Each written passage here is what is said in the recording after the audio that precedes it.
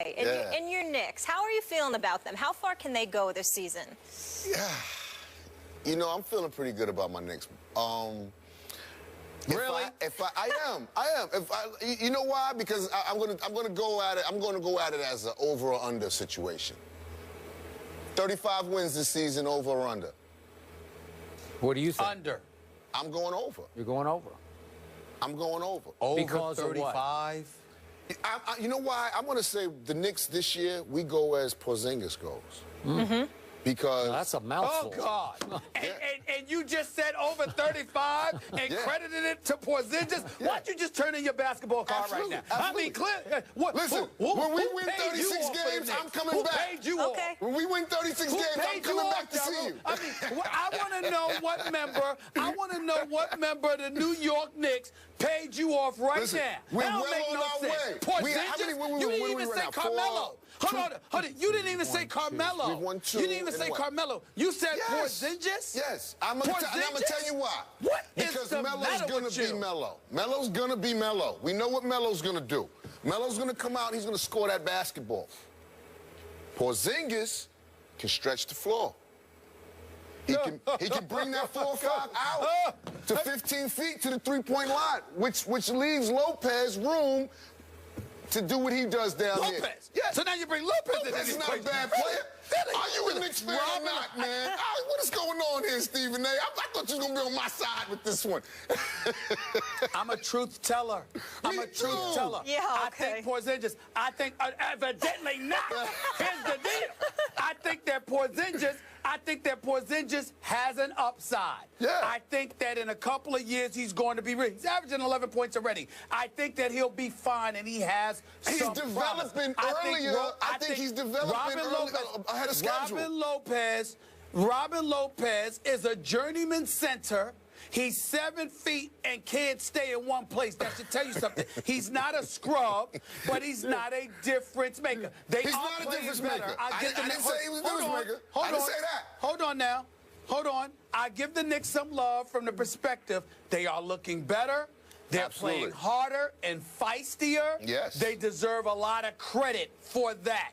But for you to sit up here and act like Porzingis is going to make that kind of a difference. From 17 wins, you're talking about they're going to win plus 35? That's right. What's the matter with you? You heard it here first, baby. Right here on First Take. The Knicks win over 35 games this season.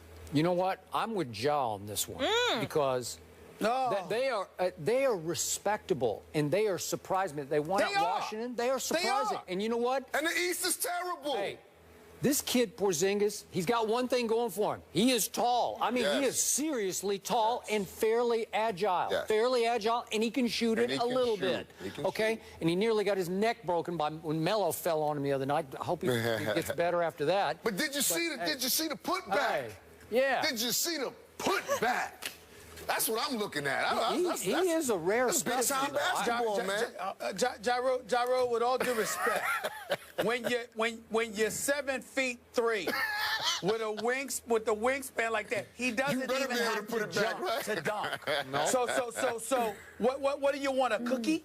I mean, that's like sitting there and giving me credit for touching my ceiling in my crib. No, I mean, it ain't that damn hard. That's fearlessness on the glass. That's what that is. That's what that is, man. Yep. And he's 19. He's a kid. Was he 19, 20? He's a kid.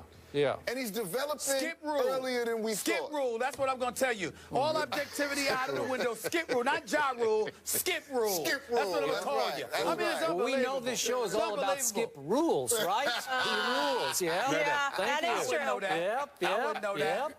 I wouldn't know that. Yeah. You rule when I want you to. Yeah. So, best teams in the NBA right now are? Golden State. And on the other side, Cavaliers. Golden State, Cavs.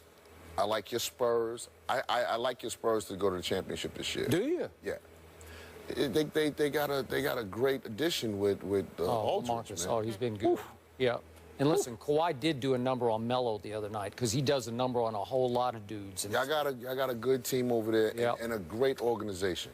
That's important too. It's like, you know, it's like New England.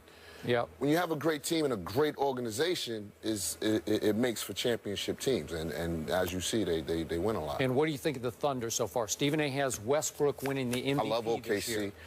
I'm gonna toss up between Westbrook and Steph. Yeah, Steph he looks ridiculous. He's like the video game in real life. So he's like crazy. Like you can't do nothing with Steph. Stephen A., what do you think about your pick so far of Westbrook for MVP? Well, I still, listen, the only person that's getting in his way at this moment in time is Steph Curry, and we understand why. Steph Curry's just on another level, but it's a long season, and Russell Westbrook is a pit bull.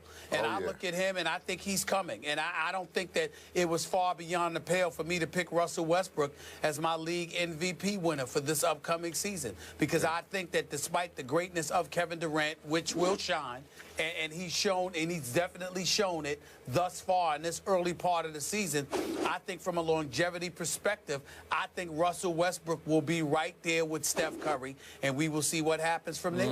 Absolutely.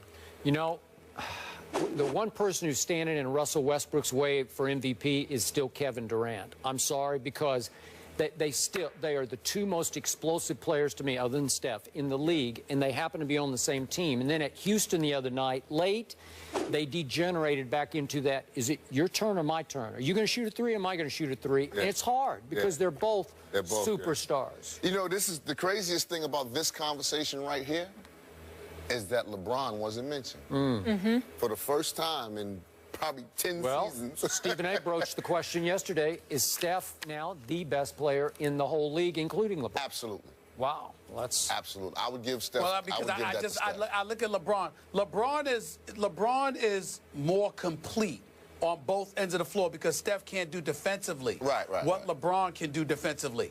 And LeBron is a locomotive coming at you. His physicality and his physical prowess usually gives him, obviously, a decisive advantage.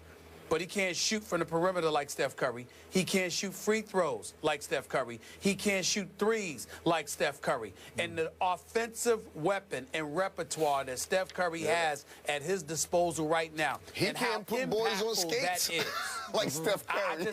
He's one of those dudes. Right now, I just think that Steph Curry belongs in the conversation as clearly one of the top two players in all of the NBA, in the world. He's that gifted. He's that gifted. As much as I love Steph Curry, love that he got drafted as high as he did, I would have taken him #1 in that draft. Absolutely. But I can't believe we're having this discussion about this skinny little kid from Davidson. You know, that skinny little kid from Davidson is now the best player in pro basketball?